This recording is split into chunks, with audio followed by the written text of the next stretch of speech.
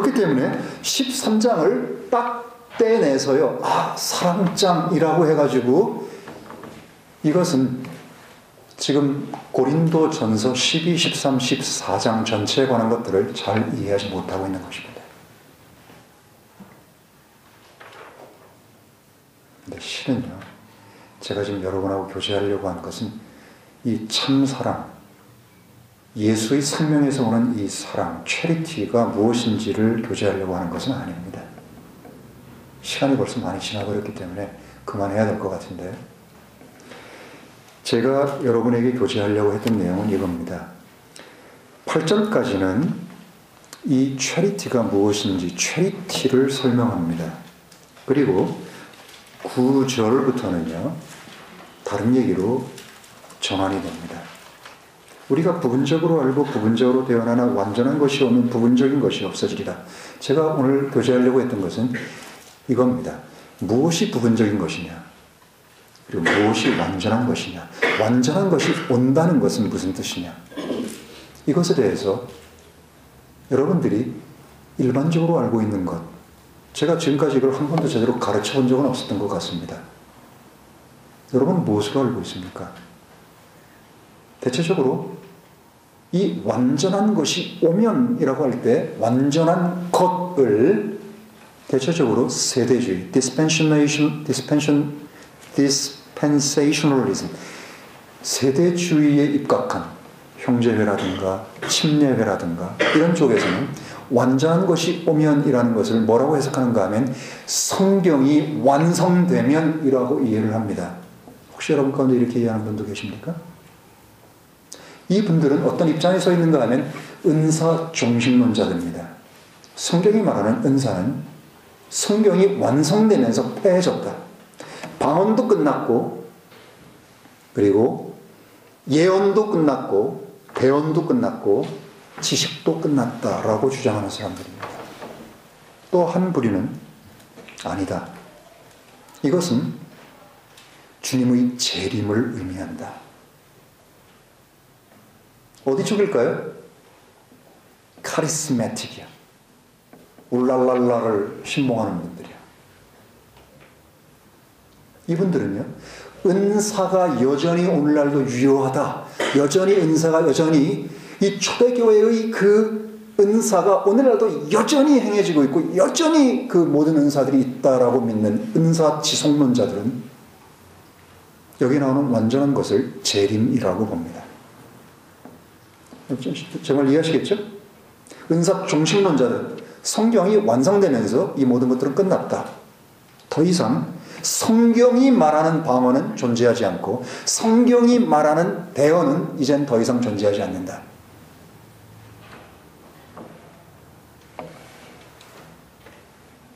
저도 과거에는 성경이 완성된 시점이 완전한 것이 오는 또는 완전한 것이라고 생각해 왔습니다.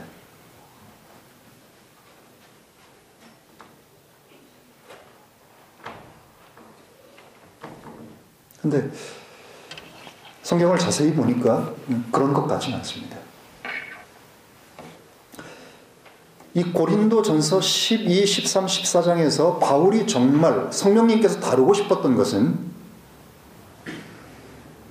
그들에게 성령님께서 자신의 뜻대로 아주 은혜롭게 나누어 준 선물들을 그들이 교회로 모이면서 그들이 남용하고 오용하는 것이 극에 달했기 때문에 성령님은 12, 13, 14장을 통해서 그들을 교정하고 바로 세우고 싶었습니다.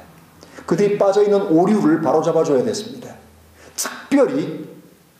특별히 방언에 대한 오류를 그들이 철석같이 그렇게 놀랍고 그렇게 드러내고 싶어하고 그렇게 말하고 싶어하고 그렇게 교회로 모일 때 외치고 싶어했고 그렇게 떠들고 싶어했던 그 방언이 그 은사를 잘못 사용하는 것들을 고치고 싶어했던 겁니다. 여러분 12, 13, 14장은요 오류를 바로잡는 장입니다. 칭찬하는 장이 아닙니다. 그 중앙에 13장이 있습니다. 13장을 설명하면서 12장 맨 마지막에 오히려 너희는 가장 좋은 은사들을 간절히 사모하라. 내가 또한 너희에게 가장 좋은 은사를 간절히 사모해서 받게 될 수 있는 가장 뛰어난 길을 너희들에게 보여주겠다. 그리고 13장으로 넘어가서 체리티에 대해서 설명하고 있는 겁니다.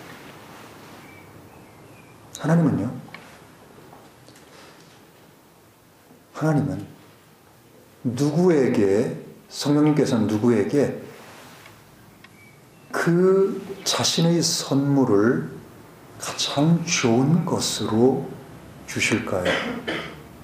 바로 이 가장 좋은 길을 알고 있고 믿고 있고 행하고 있는 사람입니다.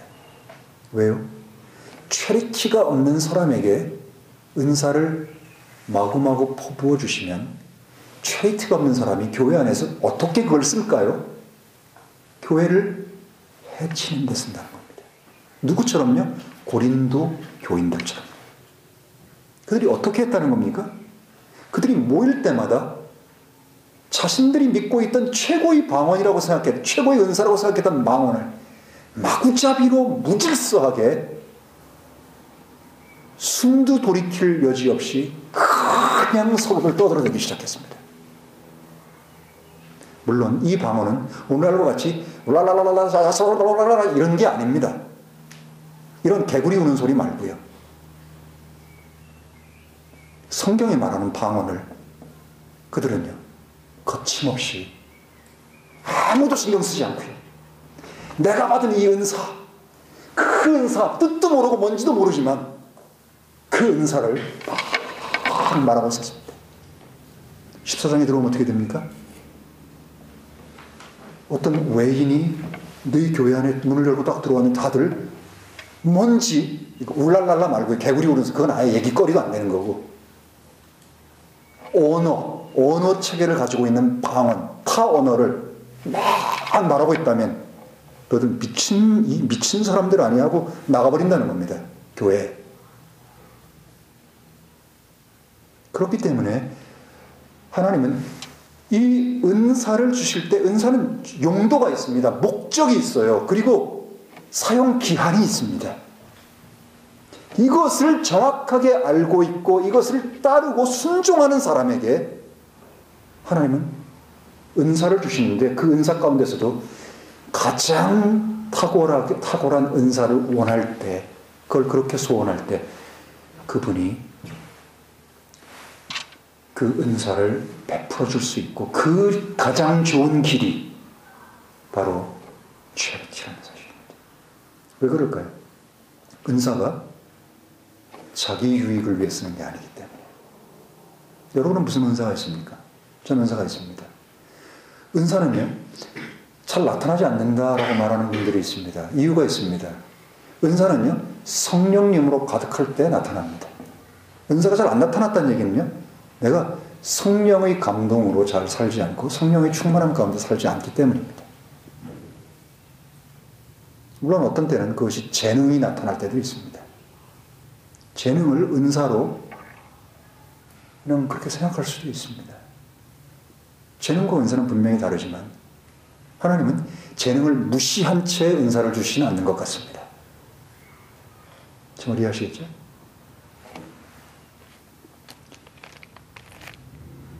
(12장 7절을 한번 보십시오. 그러나 각 사람에게 성령의 나타나심을 주신 것은 이게 바로 은사를 주신 이유는 뭐냐? 유익하게 하는 겁니다. 유익하게. 무엇을 유익하게 해요? 그 나중에 설명이 나옵니다. 11절. 이 모든 것은 바로 그 동일한 한 성령께서 역사하사 자신의 뜻대로 각 사람에게 개별적으로 나누어 주시는 것이니라. 이렇게 설명이 되어 있고 14장 12절을 한번 다시 되돌아가서 보시면 이와 같이 너희도 영적인 은사에 열심히 있는 만큼 교회를 세우기 위하여 뛰어나기를 구하라. 이 답이 나옵니다. 무엇을 위해서요? 교회를. 어떤 것을요? 몸 전체를 유익하게 만들기 위해서 주어졌다는 것입니다.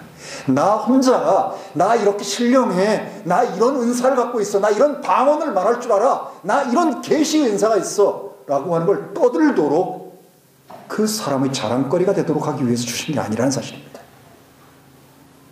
교회를 세우기 위해서, 교회의 유익을 주기 위해서 은사가 주어졌다고 합니다. 자, 그런데 사람이 체리티의 마음으로 바뀌어지지 않는 상태에서 아무리 많은 은사를, 아무리 다양한 은사를 준들 이게 무슨 소용이 있겠습니까?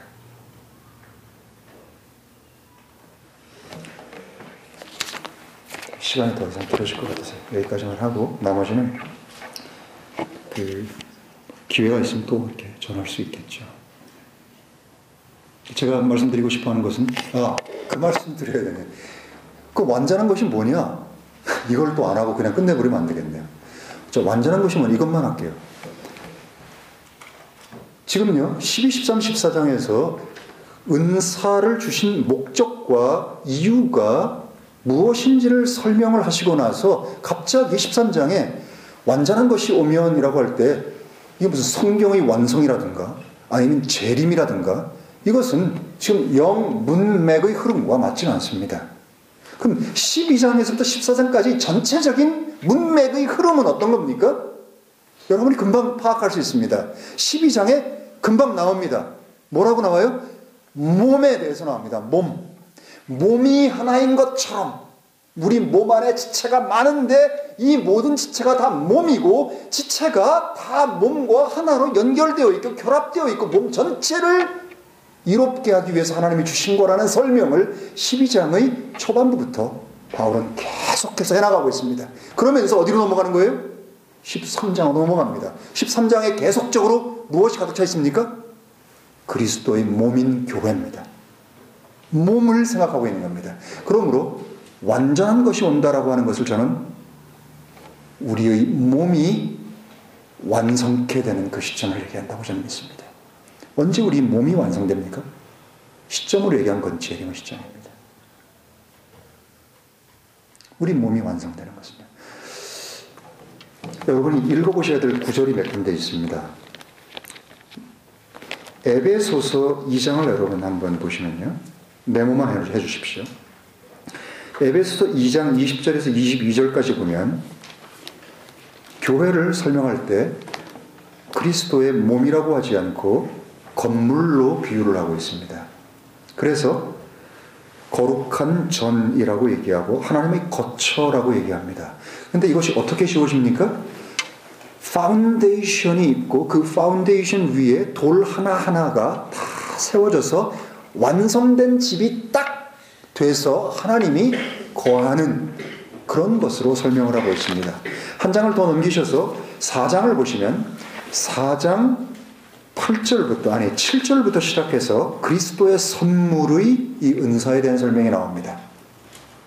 4장 7절부터요. 꼭 읽어보십시오. 집에 가셔서 8절에 선물이 나오고 9, 10절에 그리스도에 대한 설명이 나온 다음에 11절부터 11절에 하나님께서 교회에 주신 은사가 무엇인지를 설명합니다. 4가지가 나와 있습니다. 사도, 대언자, 복음전도자, 그 다음에 목자와 목양자와 교사.